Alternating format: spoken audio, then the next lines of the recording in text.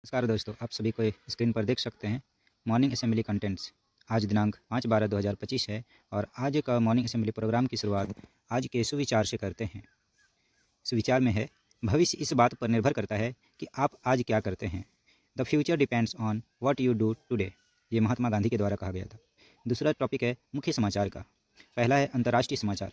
विश्व स्तरीय संस्थान योजना AIOI के रैंकिंग के अनुसार वर्ष 2026 में 54 भारतीय संस्थान हुआ शामिल। इससे पूर्व वर्ष 2014-15 में संस्थानों की संख्या 11 थी। राष्ट्रीय समाचार। ग्लोबल नेवल पावर्स रैंकिंग के अनुसार भारतीय नौसेना दुनिया की 7वीं सबसे ताकतवर नौसेना है। राज्य समाचार। झारखंड के स्वास्थ्य मंत्री डॉक्टर इरफान अंसारी ने जमशेदपुर के सदर अस्पताल परिसर में 100 बेड वाले प्री फैब्रिकेटेड अस्पताल का उद्घाटन किया। खेल समाचार। अखिल भारतीय टेनिस संघ ने बुधवार को रोहित राजपाल को भारतीय डेविस कप टीम का कप्तान फिर से नियुक्त करके उनका कार्यकाल 31 दिसंबर 2026 तक बढ़ा दिया। शिक्षा, कैरियर, टेक्नोलॉजी आदि। झारखंड में सामान्य स्नातक योग्यताधारी संयुक्त प्रतियोगिता CGL 2023 का रिजल्ट जारी किया जाएगा। झारखंड हाईकोर्ट ने इस बारे में मंजूरी दे दी है, जिससे परीक्षाफल निकालने का रास्ता साफ हो गया है। अगला टॉपिक है सामान्य ज्ञान प्रश्नोत्तरी का। ये कक्षा 1 से लेकर 5 तक के लिए। पहला सवाल दिया गया है, बूझो तो जाने, शुरू कटे तो कान कहलाऊं, बीच कटे तो मन कहलाऊं। सही उत्तर क्या है? मकान।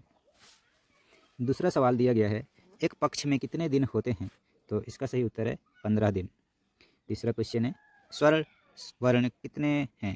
यानी स्वर वर्ण कितने हैं? टोटल 11।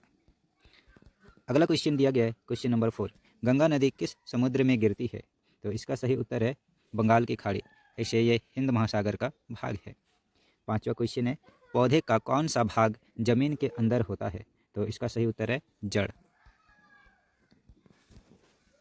अगला है कक्षा 6 से लेकर 8 तक के लिए। पहला सवाल दिया गया है, किस महाद्वीप को श्वेत महाद्वीप के नाम से जाना जाता है? तो इसका सही उत्तर है अंटार्कटिका। तो दोस्तों आपको कमेंट बॉक्स में बताना है कि अंटार्कटिका को श्वेत महाद्वीप क्यों कहते हैं। दूसरा क्वेश्चन दिया गया है, भारतीय संविधान सभा के अध्यक्ष कौन थे? तो इसका सही उत्तर है डॉक्टर राजेंद्र प्रसाद। तीसरा क्वेश्चन दिया गया है, पृथ्वी की सबसे बाहरी परत को क्या कहते हैं? तो इसका सही उत्तर है भूपर्पटी। तो दोस्तों आपको ये बताना है कि पृथ्वी के सबसे आंतरिक परत को क्या कहते हैं।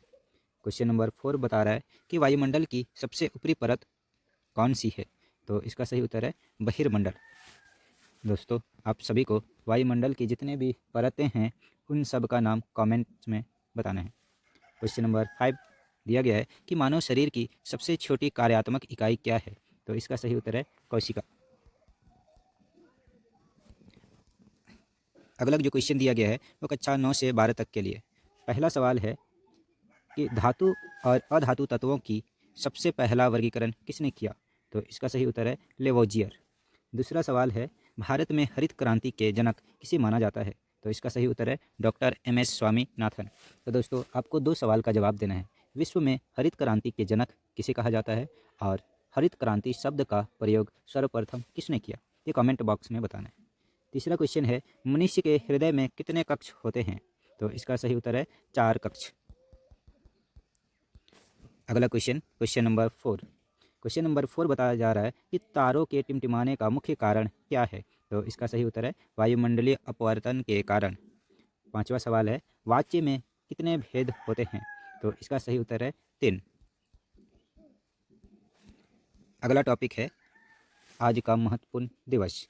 आज का महत्वपूर्ण दिवस है विश्व मृदा दिवस। यानी 5 दिसंबर को प्रत्येक वर्ष विश्व मृदा दिवस मनाया जाता है। 5 दिसंबर को विश्व मृदा दिवस मनाया जाता है। विश्व मृदा दिवस स्वस्थ मृदा के महत्व पर ध्यान केंद्रित करने और मृदा संसाधनों के स्थायी प्रबंधन की वकालत करने के लिए है।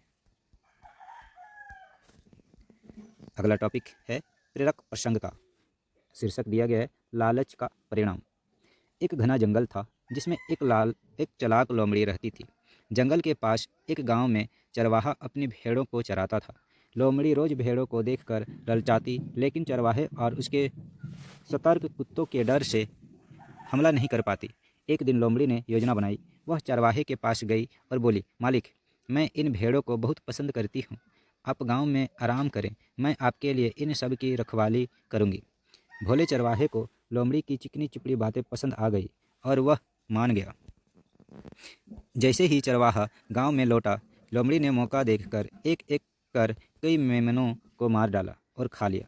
जब शाम को चरवाहा वापस आया तो भेड़ों की संख्या कम देखकर उसने अपनी मूर्खता पर बहुत पछतावा हुआ। उसे एहसास हुआ कि उसने अपने लालच और आलस के कारण अपनी भेड़ों को एक दुश्मन के हवाले कर दिया था। कहानी से हमें यह सीख मिलती है कि आलस और लालच में आकर कभी भी अपरिचित या लालची लोगों पर भरोसा न करें, अन्यथा भारी नुकसान उठाना पड़ सकता है। तो दोस्तों, आज के लिए यहीं तक। धन्यवाद।